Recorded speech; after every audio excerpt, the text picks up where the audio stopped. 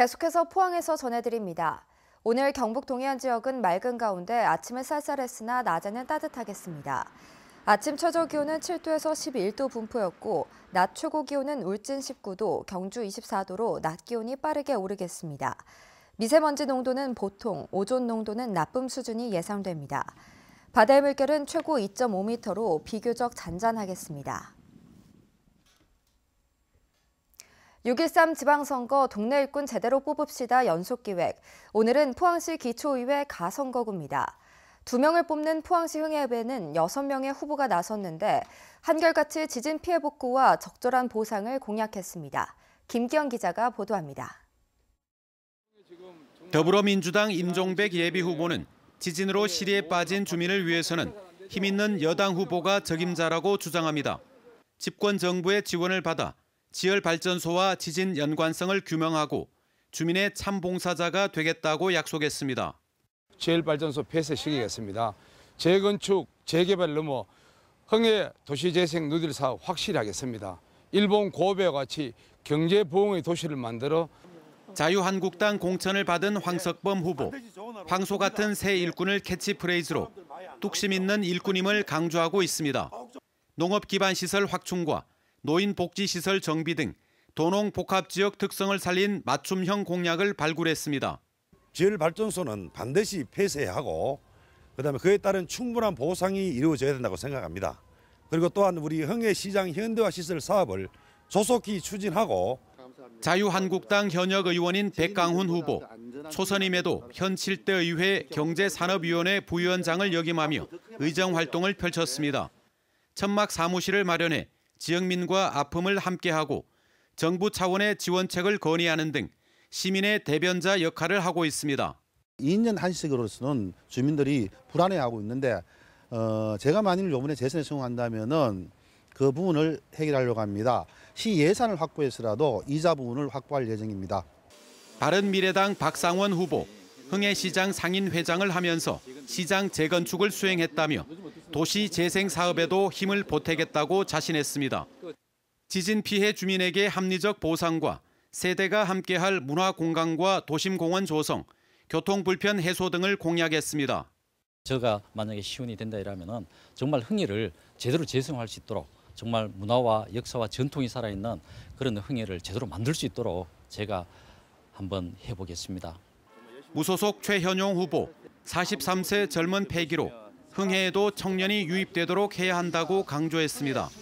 일자리 창출과 흥해시장 활성화, 다문화 특성을 살린 다국적 음식문화 거리 등 특화된 명소를 흥해에 만들겠다고 밝혔습니다. 새로운 청년 마인드를 가지고 흥해를 재건하고 또 도약하기 위해서 한 번쯤 우리 청년 기수들이 움직여야 된다고 생각하기에 저는 도전하려고 이렇게 나오게 되었습니다. 5선에 도전하는 무소속 박경열 후보. 2002년 만 37세로 진보 정당과 무소속으로 4선에 오른 저력의 정치인입니다. 도심 재생 복구를 넘어 미래 흥해를 건설하는 비전 공약을 제시했습니다. 새롭게 재건해야만이 이 위기를 극복할 수 있다고 생각합니다. 그래서 흥해 도심을 제대로 재건하기 위해서는 경험 있고 능력 있는 그러한 일꾼이 필요할 때라고 저는 생각합니다. 인구 감소로 의석수가 3명에서 2명으로 줄어든 흥해읍. 지난해 지진 피해를 겪은 주민들을 누가 보듬느냐에 따라 당락이 결정될 전망입니다. MBC 뉴스 김기영입니다. 경북교육감 후보들이 사기 혐의로 기소되고 SNS에 유권자를 원숭이에 비유하는 등 잇따라 구설에 휘말리고 있습니다. 안상섭 예비후보는 지난해 5월 경기도 남양주시 아파트 건설에 투자한다며 지인에게서 1억 원을 받아 이중 5천만 원을 개인 용도로 사용한 혐의로 포항검찰에 불구속 기소됐습니다. 이에 대해 안 후보는 투자처를 소개했을 뿐 돈을 만져보지도 않았고 차용증을 작성한 책임으로 최근 1억 원을 모두 갚았다며 도리어 피해자라고 주장하고 있습니다.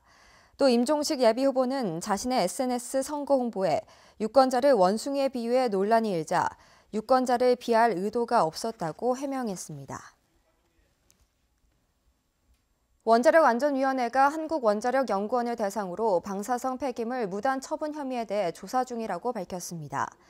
원안위에 따르면 한국원자력연구원은 지난 2009년 우라늄 변환시설 해체 과정에서 방사성 폐기물인 구리전선 5톤을 무단 매각했고 연구로 해체 과정에서 발생한 납 재질의 방사성 폐기물 17톤은 현재 소재조차 확인할 수 없는 것으로 드러났습니다. 특히 소재 불명인 방사성 폐기물 상당량을 원자력연구원 전 현직 직원 등이 절취해 매각한 것으로 보고 위반 행위에 대해 검찰에 고발하고 원자력연구원도 행정처분할 방침입니다. 한국문화재재단은 경주시 탑동 단독주택 신축터에서 4세기와 6세기의 신라시대 무덤 30여 기를 확인했다고 밝혔습니다. 또 이곳에서 굵은 고리 귀걸이 한 쌍과 신라 전기 양식으로 알려진 굽다리 접시, 목긴 항아리 등도 출토됐습니다. 이 일대에서는 지난 2010년부터 기원 전후 원삼국시대 널무덤 3기와 4세기에서 6세기 신라 무덤 등 모두 80여 개의 무덤이 확인됐습니다. 경주 보문호에서 해마다 봄철 물고기 폐사가 반복되고 있습니다. 경주 보문호에는 4월에서 5월 사이 수심이 얕은 현대호텔 건너편을 중심으로 떡붕어가 하루에 수십 마리씩 폐사해 수질 오염이 우려됩니다.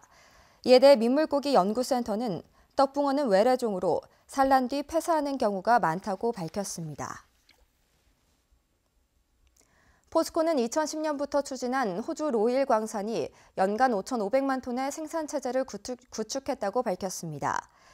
포스코는 12.5%의 지분을 보유하고 있는 호주 로일 광산이 연간 5,500만 톤의 생산 체제를 구축함에 따라 포스코 철광석 사용량의 26%인 연간 1,500만 톤 규모의 철광석을 안정적으로 공급받게 됐다고 설명했습니다. 네, 이상으로 포항 MBC 뉴스를 마칩니다. 여러분 고맙습니다.